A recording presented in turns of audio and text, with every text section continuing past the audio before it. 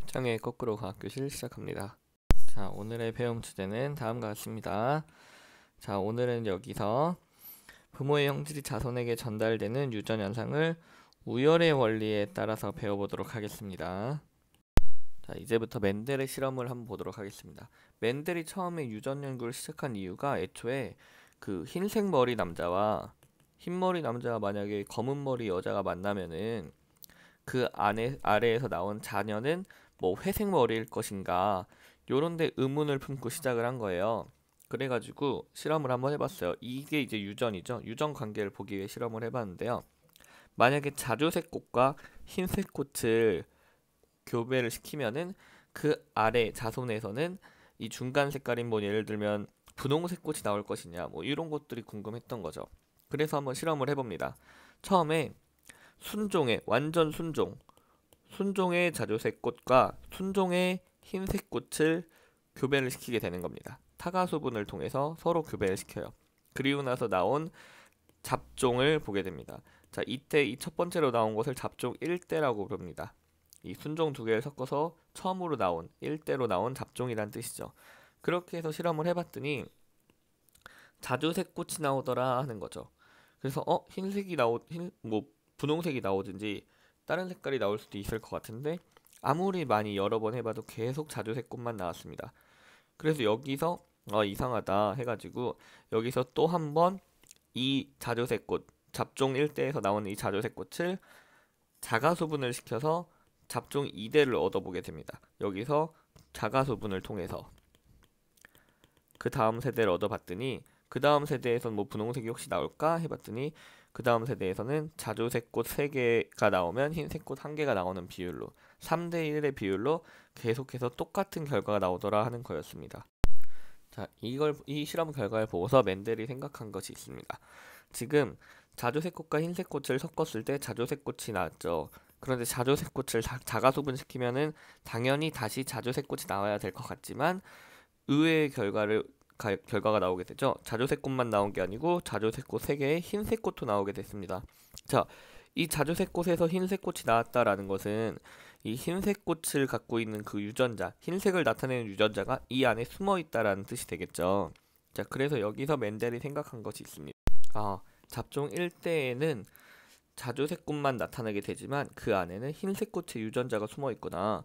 그렇다면 색깔을 나타내는 유전자 안에는 뭔가 밖으로 나타날 수 있고 숨어 있어야 되는 관계가 있을 것이다. 그것을 우열의 관계라고 해보자. 그렇게 해서 멘델은 첫 번째 유전의 법칙인 우열의 법칙이라는 것을 정립하게 됩니다. 자, 우열의 법칙은 유전자를 우성 유전자와 열성 유전자로 나누는 것입니다. 자, 이것이 무엇이냐? 겉으로 나타나는 형질은 우성 형질이라고 부르고 겉으로 나타나지 않고 유전자로 숨어서 존재만 하는 형질은 열성 형질이라고 하자라는 겁니다. 자, 예를 들어 방금 꽃에서는 자주색 꽃과 흰색 꽃을 섞어서 나온 잡종 1대에선 자주색만 나왔죠. 겉으로 자주색만 드러났으니까 자주색이라는 형질이 우성이 되고요. 이 흰색이라는 형질은 숨어 있다가 다음 세대에서 나왔으니까 열성 형질이라고 부릅니다. 자, 완두콩의 모양도 이런 것들이 있어요. 완두콩의 모양 같은 경우에는 이렇게 둥근 것과 주름진 것이 있는데 둥근 모양이 무조건 잡종 1대에서만 나옵니다.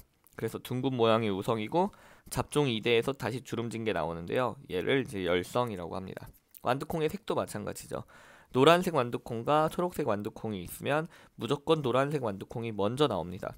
그리고 초록색 완두콩은 잡종 2대에서 다시 나오게 되고요. 자, 이렇게 서로 다른 대립 형질을 갖는 순종 개체를 교배했을 때 잡종 1대에서 나타나는 형질을 우리는 우성 형질이다 라고 부르고 있습니다. 자, 사람도 이런 게 있습니다. 사람도 예를 들면은 쌍꺼풀도 마찬가지죠. 쌍꺼풀이 있는 사람도 있고 없는 사람도 있죠. 이때 만약에 두 유전자를 다 갖고 있으면은 쌍꺼풀이 있는 것이 우성입니다. 또한 키가 크고 작은 걸 따졌을 때는 키가 작은 것이 우성이 되고요. 요런 것들이 이제 사람에게도 있습니다. 자, 우리가 방금 배운 게 바로 우열의 법칙이었죠. 멘델은 3가지 법칙을 발표를 합니다. 멘델의 법칙이 총 3가지가 있어요. 그런데 이 중에서 우리가 오늘 배운 첫 번째가 바로 우열의 법칙인데요. 이 뒤에는 이제 두 번째로 분리의 법칙이란 것도 있고, 그리고 세 번째로 독립의 법칙이란 것도 있습니다. 그러나 이것은 우리가 오늘 다룰 내용은 아니고 다음 시간에 배울 내용이고요. 오늘은 우리가 우열의 법칙에 대해 살펴본 건데, 이 우열의 법칙이 조금 논란이 많았어요.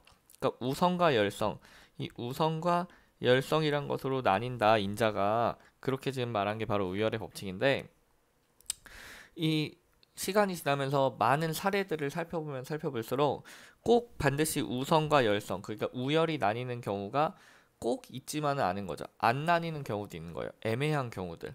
우리가 지금 뭐 꼭 키가 크다, 키가 작다 이런 거 말고 뭐 키가 뭐 대충 큰 거 같기도 하고 작은 거 같기도 하다, 뭐 이런 것들 있죠. 혹은 뭐 꽃의 색깔이 자주색과 흰색 사이에서 갑자기 분홍색이 나오는 경우가, 그런 경우가 진짜로 있던 거죠.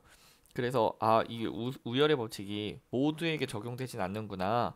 그래서 지금은 시대가 좀 바뀌어서요. 제가 앞에서 표현은 우열의 법칙으로 했지만, 왜냐하면 맨델의 법칙 세 가지를 한 번에 설명하기 위해서 나중에 그래서 법칙이라고 표현을 했지만, 이 우열의 법칙은 현대에 와서 조금 명칭이 바뀌어서요.